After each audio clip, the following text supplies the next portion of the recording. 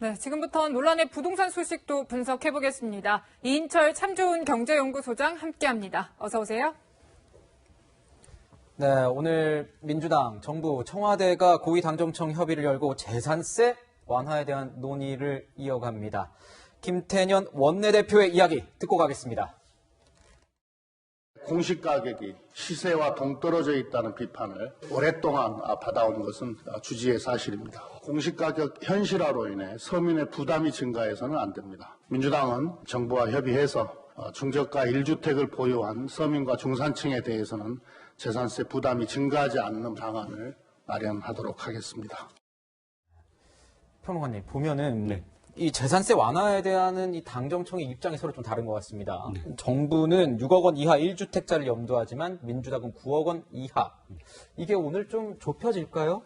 여러 가지 방안들이 있을 겁니다. 무조건 6억 이하, 9억 이하 이것이 아니라 중간에 그 차등화 방안도 있거든요. 지금 당정청이 왜 이렇게 고민을 하게 되는 지점이냐면 사실은 선거를 앞두고 있어서 그렇습니다. 네. 4월 재보궐선거가 서울시장이 이제 포함됐기 때문에 사실 이 아파트값과 관련해서는 서울시가 가장 사실 또 뜨겁고 민감한 문제 아니겠습니까? 그러니까 이제 당 입장에서는 좀 더 많은 그런 이 표를 얻기 위해서는 좀 더 많이 완화를 해야 된다고 생각을 하고 있는 것이고, 또 정부 입장에서는 한번 이렇게 발표한 부동산 정책의 어떤 이 일관성 그걸 주장하면서 서로 간에 뭐 이렇게 수치 조정이 있을 거지만 아마도 또 다른 어떤 방안들을 모색하지 않을까 싶습니다. 네, 뭐 지금 이제 서민들의 중저가 주택 기준을 뭐 6억으로 하느냐, 9억으로 하느냐 가지고도 논란들이 계속 이어지고 있는데요, 소장님. 사실 이제 서울 전체적인 어떤 중위 가격을 봐도 이제 아파트 가격이 10억을 넘어서고 있는데 이런 6억, 9억 논란이 현실에 과연 맞느냐 이런 지적도 나와요. 그렇습니다.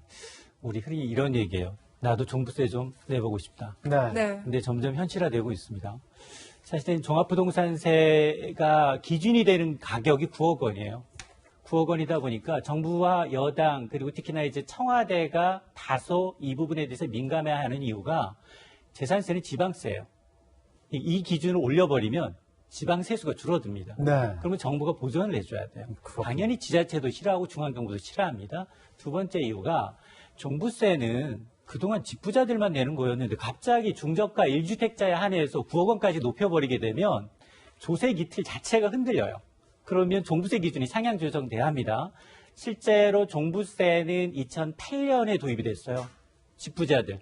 당시에 서울에 있는 중위가격 아파트의 가격은 4억 8천만 원. 4억 8천만 원이었습니까? 네. 지금 9억 원이 넘어섰어요. 그러면 집값이 2배가량 뛰었는데 당연히 고가주택의 기준이 올라가야 되는 게 아니냐. 왜? 세금을 매기는 공시지가만 현실화율을 90%로 높이고 고가주택 기준은 10여 년째 제자리에 머무느냐라는 의견이 나올 수밖에 없는 대목입니다. 근데 6억 기준이든 9억 기준이든 이게 별로 차이가 없을 거다 이런 시장에서의 목소리도 있어요. 예를 들어보면 그 모 여연예인 서대문구의 모 아파트에 살았다가 강남으로 집을 사지 않고 가는 바람에 손해봤다는 그 아파트예요. 그 아파트의 경우에는 현재 시세가 9억대인데 지금 공시가격은 아파트의 경우에는 전국 평균이 70%가 넘지 않습니다. 그래서 4억 3천만 원대인데 내년이면 집값이 많이 상승해서 6억 7천만 원까지 오릅니다. 이분의 경우, 이 사례의 경우 올해 재산세는 한 80만 원 남짓. 이게 내년 되면 160만 원으로 껑충 뜁니다.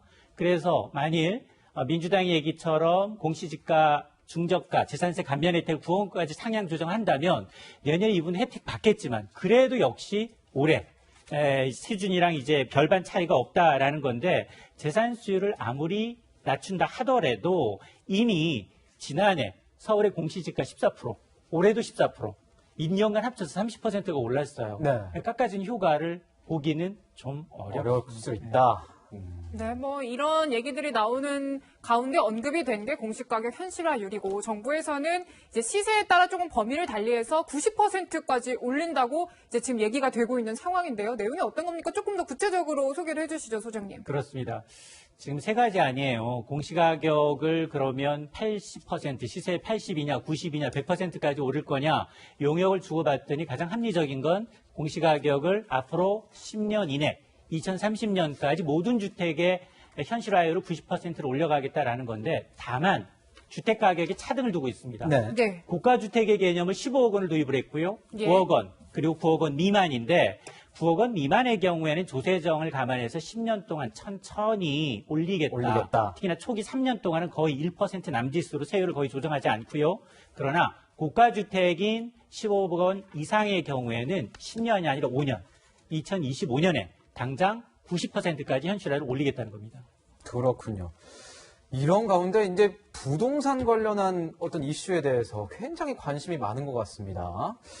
어제 이 잦은 부동산 대책으로 이제 일반 국민들도 부동산 박사가 됐다 이런 얘기가 있는데 어제 공인중개사 시험이 있었는데 역대급 인원이 몰렸습니다.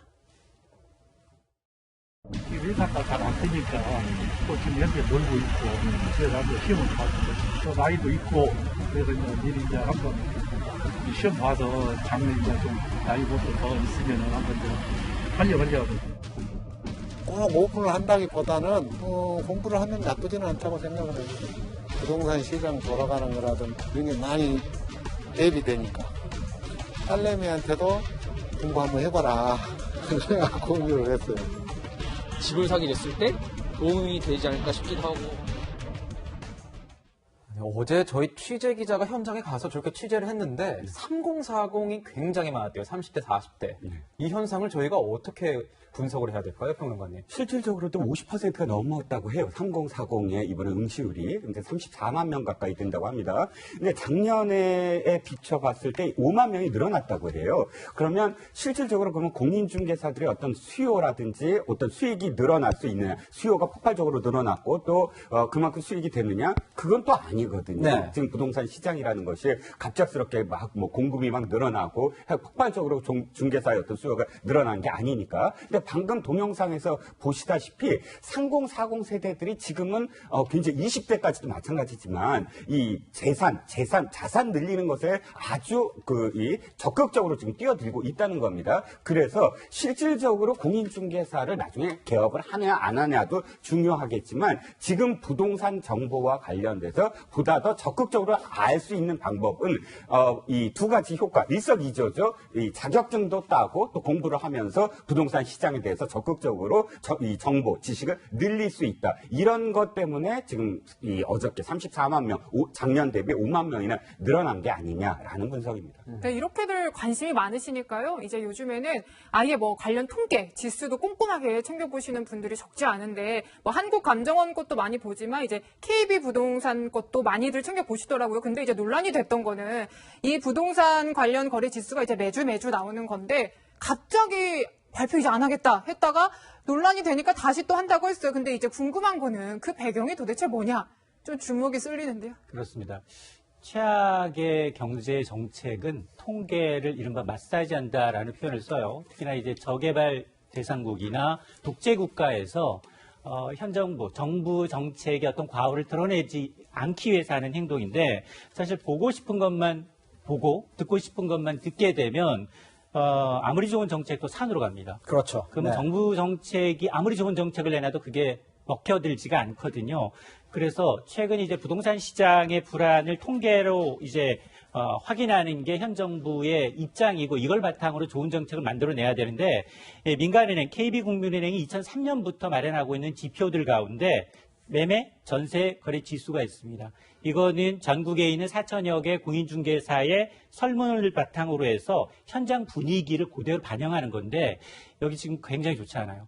최근에 거래가 너무 없습니다. 너무 없어서 그런 정보들이 거래 들어가 있으니 이런 이유로 지금 정부가 그렇지 않아도 지금 내놓는 대책마다 지금 민심이 이반되고 있는데 정부의 입김이 작용한 게 아니냐라고 하는데 더 웃긴 건 주무부생 국토부가 바로 해명자로 내놓습니다. 바로 해명자를 냈군요. 절대 외압은 없었다. 네. 이게 누가 물어봤냐고요. 예. 어쨌든 국토부는 별도 보도자료까지 내놨지만 이런 현상이 있었다는 자체가 그동안 나왔던 23번의 대책에 대한 어떤 불신감, 여기다가 전세 대책이 나오거든요, 조만간. 나오지만 별게 없다라는 게 벌써부터 나돌고 있거든요. 그러니까 이 정책은 일관성이 있고 지속적이 있고 상대방의 특히나 지금 국토부 산하 감정원의 통계도 중요하지만 민간 통계기관의 지적도 눈여겨볼 것은 좀 받아들여야 되는데 그걸 좀 배척함으로 해서 시장에 대한 어떤 신뢰를 좀 저버리는 게 아닌가라는 생각이 듭니다. 예, 이렇게 뭐 공인중개사 시험 많이 보는 것도 정부 정책이 많이 옮기니까 공부를 많이 하다 보니 저절로 뭐 공인중개사 시험 보게 됐다 뭐 이렇게 얘기가 나오는 것 같은데 홍남기 부총리 같은 경우에 지금 이사를 갈 때 뭐 위로금으로 주고 이사를 갔다는 거 아니겠습니까? 이게 약간 보면은 어떤 매체에서는 아니 멀쩡한 전월세 시장을 이 정부에서 좀 오락가락하는 이 정책으로 더 혼란스럽게 만든 건 아니냐? 이제 이사 가려면 뭐 위로금도 줘야 되고 이사비도 줘야 되는 이런 뭔가 그 꼼수 거래가 성행하지 않겠느냐? 이런 불만도 좀 나오고 있어요. 그렇습니다. 이번 국정감사의 가장 큰 관심은 홍남기 경제부총리가 자기 집 의왕시 집을 팔고 새로운 전셋집을 찾느냐인데 집을 우여곡절 끝에 팔았어요. 그 내막을 들여다봤더니 세입자, 계약갱신 청구권을 행사한 세입자한테 위로금을 줬다는 겁니다. 네. 아, 연봉 1억씩 받는 분이야. 위로금 주는 거 만만치 않겠지만 세입자 입장에서 그게 관행이 된다면 세입자를 위한다는 임대차법이 왜곡된 시장 현상을 만들어내고 있다는 거거든요. 좋지 않은 사인이죠. 그렇습니다. 자, 그러다 보니까 지금 이 시장의 어떤 이런 부작용을 최소화할 수 있는 것을 좀 마련해내야 되는데 이것보다는 급급하게 내놓은 대책에 대해서 부작용을 뒤엎는 그걸 시행령을 고쳐서 계속 하다 보니까 이런 부작용이 나타나는 것으로 보입니다. 네, 뭐 전월세 시장 혼란 소식도 전해드렸는데 이제 조만간 또 대책이 나올 수도 있다고 하는데 어떤 내용으로 나올지는 주목해서 지켜봐야겠습니다.